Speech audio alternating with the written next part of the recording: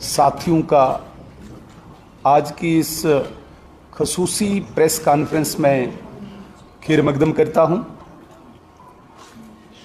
मेरे साथ स्टेज पे बैठे हुए हमारे स्टेट के सेक्रेटरी आरिफ राजा साहब, हमारे स्पोक्स पर्सन और आप सबके बहुत ही जिसे कहते हैं हर दिल अजीज अल्ताफ ठाकुर साहब, हमारे स्पोक्स पर्सन साजिद यूसुफ साहब, यहाँ इस हाल में बैठे भारतीय जनता पार्टी के सभी सीनियर लीडरान। जैसा कि आप सबको आज इस प्रेस कॉन्फ्रेंस में हमने इनवाइट किया है और मुझे लगता है कि शायद सब्जेक्ट भी आपको मालूम होगा। आज प्योरली भारतीय जनता पार्टी की ये जो प्रेस कॉन्फ्रेंस है, ये यूनियन गवर्नमेंट मरकज़ी हुकूमत के 12 साल मुकम्मल होने पर जो कारकर्दगी रही है, जो उपलब्धियां, जो अचीवमेंट्स रही है, वो आप जो प्रेस मीडिया के माध्यम से हम आम जनता तक पहुंचाने की कोशिश करेंगे। साथियों, हम सब जानते हैं कि पिछले 12 साल से नरेंद्र मोदी जी के लीडरशिप में एनडीए बीजेपी की हुकूमत मरकज में कायम है और किसी भी मुल्क में या किसी भी स्टेट में, कहीं पे भी, किसी भी टेरिटरी में जब कोई हुकूमत होती है, हुकूमत बनती है, तो लोगों को कुछ उम्मीदें, लोगों को कुछ आशाएं, एक्सपेक्टेशंस उस हुकूमत से रहती हैं। खासकर पब्लिक वेलफेयर के इश्यूज जितने भी हैं, लोगों को day to day routine life में जो प्रॉब्लम्स सामने आती हैं, इंडिविजुअली, जनरली, टेरिटरी को लेके, स्टेट को लेके, नेशन को लेके, उन समस्याओं के समाधान के लिए उस सरकार से, उस गवर्नमेंट से, उस इलाके की जनता एक्सपेक्टेशन रखती है। और जिस तरीके से 2014 के बाद नरेंद्र मोदी जी की लीडरशिप में ये एनडीए की हुकूमत चल रही है, अगर हम थोड़ा सा कंपेयर करें 2014 से पहले हमारे मुल्क के हालात, ऑल एस्पेक्ट्स को हम डिस्कस कर सकते हैं, और 2014 के बाद हमारे मुल्क के हालात। 2014 से पहले जो यहाँ पे सरकार कांग्रेस लेड यूपीए सरकार थी, तो हमारी मुल्क की पहचान ही बदल दी थी इन लोगों ने। घोटालों के नज़रिए से इस सरकार को पहचाना जाता था। यूपीए की जो गवर्नमेंट थी, चाहे यूपीए 1 थी, चाहे यूपीए 2 थी। 2G घोटाला जिसने इतना बदनाम पूरे मुल्क को कर दिया, स्पेक्ट्रम घोटाला, कॉमनवेल्थ घोटाला, कोल स्कैम, मतलब जहां देखो वहां पे घोटाले ही घोटाले थे। गवर्नेंस नाम की चीज नहीं थी। लोगों में हाहाकार मची थी। उम्मीद थी कि कोई इस प्रकार की पार्टी या इस प्रकार का कोई व्यक्ति आए जो इस देश को संभाले। हमारी जो इकॉनमी थी, हमारी जो अर्थव्यवस्था थी, तिलमिलाई थी देश की। और तब जन्म लिया 26 मई 2014 को भारतीय जनता पार्टी की सरकार ने, नरेंद्र मोदी जी के नेतृत्व में, लीडरशिप में एनडीए फर्स्ट जब आई, तो आपने देखा होगा डे 1 से भारतीय जनता पार्टी की सरकार ने लोकहित में, जिसे पब्लिक वेलफेयर कहते हैं, अनेकों आयाम स्थापित किए हैं, अनेकों बेंचमार्क सेट किए हैं। मैं सारी कहानी तो नहीं बता सकता हूं, पूरी गाथा तो यहां पे नहीं बता सकता हूं, लेकिन सांकेतिक तौर पे, इंडिकेशन के तौर पे मैं आपके सामने कुछ चीजें जरूर साझा करना चाहूंगा। साथियों, पिछले 12 सालों में दुनिया की कोई भी एजेंसी या मुल्क में कोई भी इस प्रकार की एजेंसी इस सरकार पे उंगली नहीं उठा पाई है भ्रष्टाचार के दृष्टिकोण से, भ्रष्टाचार के नजरिए से। काफी कोशिशें हुई छींटाकशी की, लेकिन कहीं पे भी इतना सा दाग भी इन 12 सालों में मरकजी हुकूमत पे नहीं लगा। ये बहुत बड़ी अचीवमेंट है साथियों। अगर हम आम जनमानस की बात करें, पूरे देश की, पूरे मुल्क की बात करें, आज हमें फक्र होता, आज हमें गर्व होता है जब कोई हिंदुस्तानी दुनिया के किसी भी मुल्क में चल रहा होता है, उसका सर गर्व से ऊंचा होता है, इज्जत से ऊंचा होता है कि मैं हिंदुस्तानी हूं। इतना मान सम्मान, इतनी इज्जत पहले हिंदुस्तानी को कभी, हिंदुस्तानी नागरिक को कभी भी किसी मुल्क में नहीं मिली थी। ये बहुत बड़ी अचीवमेंट किसी भी भारतीय नागरिक के लिए, हिंदुस्तानी सिटीजन के लिए है। देश का मान सम्मान, व्यक्ति का मान सम्मान और अपनी संस्कृति, अपनी सिविलाइजेशन का मान सम्मान, आज उस पर गर्व हर निवासी करता, आज उस पर गर्व हर भारतीय करता है। साथियों, आज अगर हम रोड इंफ्रास्ट्रक्चर की बात करें, जिस देश में हमारा ऐसा मानना है कि बेसिक जो एमिनिटी जो हमें रोड की होती है, बेसिक जो फैसिलिटी जिसे हम रोड की मानते हैं, चाहे रूरल एरियाज हो चाहे अर्बन एरियाज हो, रूरल एरियाज में कनेक्टिविटी ना होने के कारण अर्बन में भी जो कनेक्टिविटी थी वो भी कोई अच्छी कंडीशन में नहीं थी।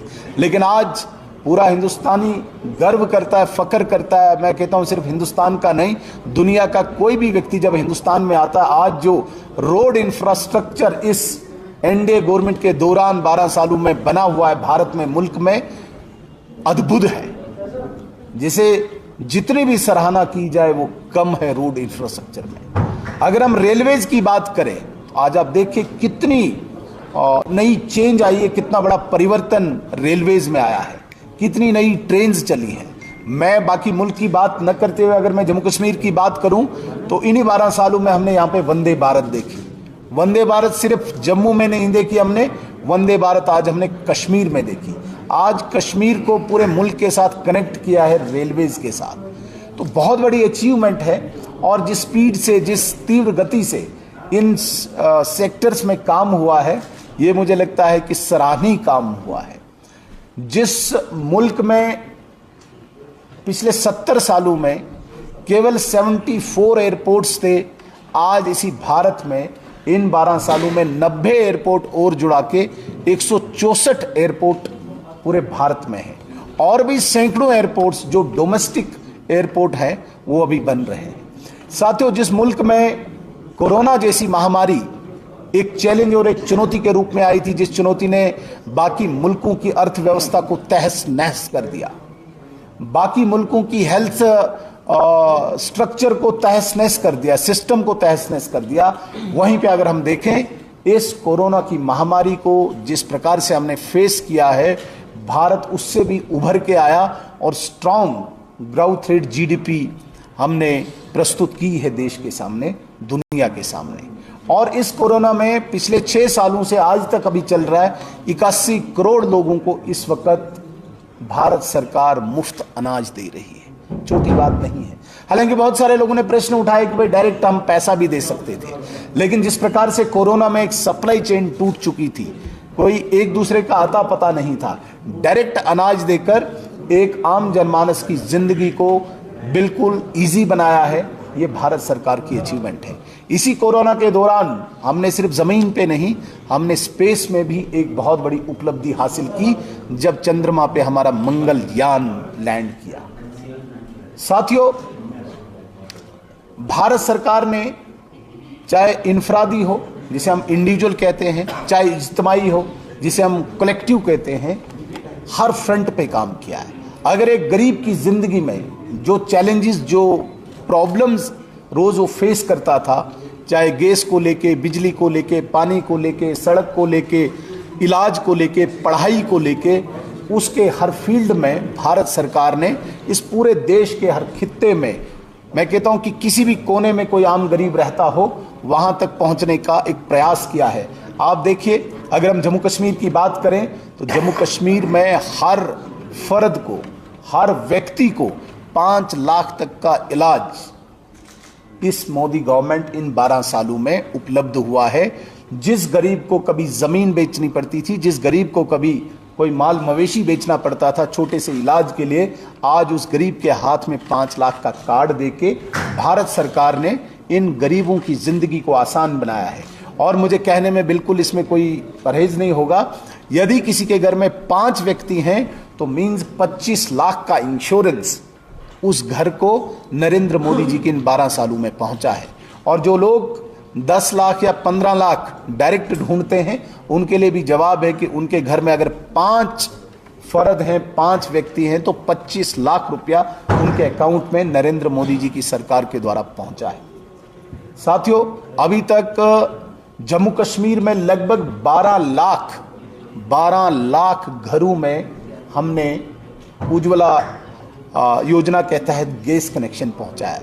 जिन 12 लाख लोगों को पता ही नहीं था कि गैस कनेक्शन भी कोई चीज होती है, जिनके घरों में माताएं धुएं से अपनी आंखें खो चुकी थी, उन लोगों तक, उन घरों तक 12 लाख गैस कनेक्शन पहुंचाना बहुत बड़ी उपलब्धि है। और सिर्फ गैस कनेक्शन नहीं, ऐसे 12 लाख लोगों के पास हमने डायरेक्ट बेनिफिट ट्रांसफर के तहत 6,000 रुपया सालाना किसान सम्मान निधि योजना के तहत फायदा पहुंचाया है। जल जीवन मिशन के तहत, हालांकि जम्मू कश्मीर में अभी एबेंडेंड है, अभी रुका हुआ है बहुत सारा काम, उसमें चूंकि आज मैं शुद्ध रूप से प्योरली अपनी अचीवमेंट्स बताना चाह रहा हूं, मैं यहां पे अभी तनकीद नहीं करना चाह रहा हूं, लेकिन जल जीवन मिशन अगर कहीं पे रुका है, उसमें यहाँ की सरकार को, यहाँ की गवर्नमेंट को थोड़ा सा इंट्रोस्पेक्ट करना होगा कि भारत सरकार ने अगर हजारों करोड़ रुपया यहाँ के लोगों के लिए, आम जनमानस के लिए, पानी के लिए दिया है, वो हम पहुँचा क्यों नहीं रहे। आप देखिए अनेकों स्कीम्स, बिजली, इस इलेक्ट्रिसिटी में इसको आर्गुमेंटेशन करना और गांव-गांव तक बिजली पहुंचाना, मैं कहता हूं कि जो हमने इसमें उपलब्धि, जो हमने अचीवमेंट इसमें हासिल की है, वो लाजवाब है, शानदार है। साथियों, आज डिजिटल जो ट्रांजिशन हो रही है, इसमें पूरा भारत पूरे ग्लोब में नंबर 1 है। जिस डिजिटल ट्रांजिशन के लिए कभी भारत के गृह मंत्री पी चिदम्बरम साहब ने कहा था कि मुल्क में बड़ा मुश्किल है, एक सब्जी वाला जो पढ़ा लिखा नहीं है वो डिजिटल ट्रांजिशन कैसे करेगा, एक नाई की दुकान करने वाला डिजिटल ट्रांजिशन कैसे करेगा, 2011 में उन्होंने एक वक्तव्य दिया था। और उसी भारत में आज 49% पूरे दुनिया का शेयर डिजिटल ट्रांजिशन का होके नंबर 1 स्थान पे है आज। और नंबर 1 स्थान में हम सिर्फ डिजिटल ट्रांजिशन में नहीं है, अगर हम देखें सौर ऊर्जा, जिसे हम सोलर एनर्जी कहते हैं, सोलर एनर्जी को टैप करने के लिए भारत इस वक्त ग्लोबल लीडर बना हुआ है। पूरे दुनिया में अगर 1 नंबर पे कोई सोलर एनर्जी को टैप करने वाला मुल्क है, वो भारत है। साथियों, मैं मुल्क की बातें करते करते अगर जम्मू कश्मीर की बात करूं तो यहां पे भी आप देखिए, जम्मू और कश्मीर के बीच में एक ही कौमी शाहरा था, और इस कौमी शाहरा पे चलने वाला कोई व्यक्ति बस पे जाता था तो मुझे नहीं लगता कि वो दोबारा कभी हिम्मत या कोशिश करता कि दोबारा इस सड़क पे चले। लेकिन जिस प्रकार से नरेंद्र मोदी जी के इन 12 सालों में इस कौमी शाहरा पे काम हुआ है, आज मुझे लगता है कि सब लोग प्रेफर करते हैं कि मैं जहाज़ पे न जाके 4 या 4.5 घंटों में रोड के ज़रिए जम्मू पहुँचूँ। आज हम वंदे भारत में जम्मू से कश्मीर आ सकते हैं। जिस जम्मू कश्मीर में यहाँ पे हेल्थ फैसिलिटी जो यहाँ की लोकल गवर्नमेंट ने जिस प्रकार की रखी थी, हमने डिमांड की थी कि हमें यहाँ पे एक एम्स होना चाहिए। एक एम्स की जगह पे आज 2-2 एम्स है। और आज जो लोग इसका क्रेडिट लेते हैं, मैं उन्हें ज़रूर ये सूचित करना चाहूँगा कि 28 फरवरी 2015 की स्पीच आप तत्कालीन फाइनेंस मिनिस्टर अरुण जेटली जी की सुनिए, जिन्होंने एम्स यहाँ पे मुहैया करवाया हमें। और एक नहीं 2-2 एम्स जम्मू कश्मीर को दिए। एम्स के साथ आईआईटी हमने कभी सुना था, IIT Delhi, IIT Kharagpur, IIT Mumbai, IIT कहीं बेंगलोर, आईआईटी जम्मू में पहुंचा दिया। IIM, Indian institute of management, हमारे यहाँ पे पहुंचाया है। आज आप देखेंगे साथियों, लगभग 3,23,000 घर, 3.25 लाख घर, पक्के घर नरेंद्र मोदी जी ने जम्मू कश्मीर के गरीबों को मुहैया करवाए हैं। जिस घर के लिए लोग तरसते थे और पुरानी सरकारें इंदिरा आवास योजना के नाम पे 7,500 या 25,000 रुपए का चेक कभी देते थे, वो आज वहीं पे 3.25 लाख रुपए का चेक देके 3.25 लाख घर यहाँ पे बनवाए हैं। न सिर्फ हमने रूरल एरियाज में बनाए, 31,000 घर हमने अर्बन एरियाज में भी बनवाए हैं। साथियों, शौचालय आपने देखा होगा, शहरों में तो बहुत कम देखते हैं, लेकिन गाँव में 2014 से पहले जिस प्रकार से हम बाथरूम वॉशरूम की बात करते हैं, इज्जत घर या शौचालय की बात करते हैं, नहीं होते थे। हमारी माताएं बहनें खेत में जाके छुप के कहीं पे उनको शौच करना पड़ता था। और सबसे पहले नरेंद्र मोदी जी ने हमारी माँ बहन की इज्जत का ध्यान रखते हुए इज्जत घर के नाम पे तमाम जितने भी जम्मू कश्मीर में इस चीज़ से महरूम थे उन तक बाथरूम शौचालय पहुँचाने की एक कोशिश की, एक प्रयास किया है। साथियों, आप अगर देखेंगे स्पोर्ट्स के सेक्टर में नौजवानों को भी महरूम नहीं रखा है। चाहे खेलो इंडिया अभियान रखा हमने, चाहे अन्य कोई स्पोर्ट्स की स्कीम्स लाई हैं।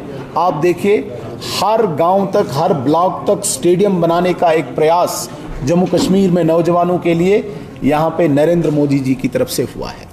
यहाँ का एग्रीकल्चर या हॉर्टिकल्चर सेक्टर हो, जिस पर इकॉनमी हमारी जम्मू कश्मीर की डिपेंड करती है, अगर आप थोड़ा सा गूगल से रिसर्च करेंगे या इंफॉर्मेशन, राइट टू इंफॉर्मेशन के माध्यम से रिसर्च करेंगे, तो सबसे ज़्यादा पैसा HADP के तहत जम्मू कश्मीर को मिला है, हॉलिस्टिक डेवलपमेंट ऑफ एग्रीकल्चर।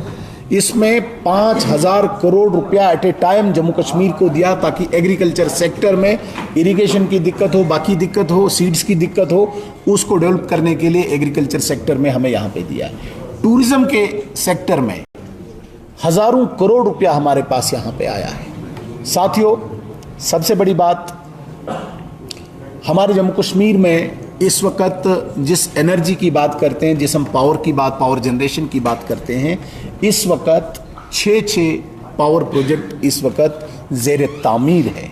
लाखों करोड़ रुपया भारत सरकार ने उसके लिए दिया है, ताकि यहाँ पे एनर्जी डेवलप हो, एम्प्लॉयमेंट, जॉब एम्प्लॉयमेंट जितना भी जनरेट हो वो हो, लेकिन फ्यूचर में हमारी डिपेंडेंसी, हमारी जो निर्भरता है वो इसी पे रहेगी।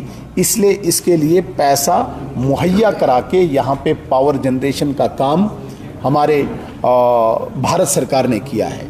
सबसे पहला काम 2014 में मुझे याद है, बुज़ुर्गों के लिए 1,000 रुपये की पेंशन करके आम बुजुर्ग को एक तसल्ली दी कि मोदी जी एक गरीब घर से निकला हुआ, एक साधारण घर से निकला हुआ एक व्यक्ति बुजुर्गों के लिए काम करेगा। महिलाओं में हमने अनेकों काम किए हैं। महिलाओं के लिए आज सेल्फ हेल्प ग्रुप में अनेकों हजारों करोड़ रुपया यहाँ पे आया हुआ है। अब यहाँ की सरकार कितना और कैसे खर्च करती है ये उन पर निर्भर करता है, लेकिन आप देखिए, जिस बच्ची को जब पैदा होती थी किसी गरीब के घर में, तो उस गरीब के घर में सिर्फ आंसू आते थे कि मैं इसे कैसे पढ़ाऊं, इसको कैसे बढ़ाऊं, इसकी शादी कैसे करूं। उस गरीब बच्ची के लिए नरेंद्र मोदी जी एक अवतार बन के आए और लाडली बेटी योजना के तहत हर महीने 1,000 उसके अकाउंट में डाल के 18 साल की उम्र तक 6.5 लाख रुपया उसके अकाउंट में, उसके एक ऐसी इंश्योरेंस टाइप की राशि उसे दी है, चाहे वो पढ़े चाहे वो शादी करे, उसकी निर्भरता या उसके पेरेंट्स को कोई भी परेशानी ना आए। तो कहने का मतलब है कि हर सेक्टर में भारतीय जनता पार्टी और विशेषकर NDA की सरकार ने काम किया है। अगर हम कश्मीर की बात करें, जिस कश्मीर में मुझे आज भी याद है 2014 से पहले जब कोई यहाँ का टूरिस्ट हो, लोकल ही हो, जब यहाँ से बाहर निकलता था या कोई पेरेंट अपने बच्चों को स्कूल भेजता था तो दिल पे पत्थर रखता था, पता नहीं मेरा बच्चा वापस आएगा, अच्छी तरीके से वापस आएगा नहीं आएगा। यहाँ पे कोई घूमने जाता था, जिंदा वापस आएगा नहीं आएगा। इस प्रकार का एक माहौल बना के रखा था और ज़बरदस्ती हॉस्टाइल बना के रखा था कुछ लोगों के लिए। नरेंद्र मोदी जी ने कहा कि कानून जो है वो सबके लिए एक जैसा होगा। यहाँ पे कोई पेरेंट जब अपने बच्चे को स्कूल भेजेगा तो उसको कम से कम तसल्ली होनी चाहिए कि मेरा बच्चा एक सेफ सिक्योर जोन में है, एरिया में है। और मुझे लगता है कि उस दिशा में बहुत काम हुआ है। आज जिस प्रकार से यहाँ पे स्कूल खुल रहे हैं, बिजनेस एस्टेब्लिशमेंट, आप देखिए, सिर्फ हड़ताल की काल देने से तो उन लोगों को तसल्ली होती थी, लेकिन क्या कोई सोच सकता था कि जिन 365 दिनों में 200 दिन 150 दिन हड़ताल के दौरान एक मजदूर को मजदूरी नहीं मिलती थी, वो बच्चा उसका कैसे अपना पेट पालता था, कितना मुश्किल होता था। आज हड़ताल भी यहाँ पे खत्म हुई। कुछ लोगों का यहाँ पे एक जबरदस्ती वो दबदबा बनाया गया था अलगाववाद के नाम पे, वो हड़ताल की काल दे, वो पत्थरबाज तैयार करें, वो लाइन ऑर्डर अपने हाथ में लें। और नरेंद्र मोदी जी ने इन सब पर अंकुश लगा के आज कश्मीर को at par with other parts of the country बराबर कर दिया है लॉ एंड ऑर्डर की उस पोजीशन में। आज मेरे साथियों, मैं एक बहुत ही गंभीर और सीरियस बात करना चाहूँगा।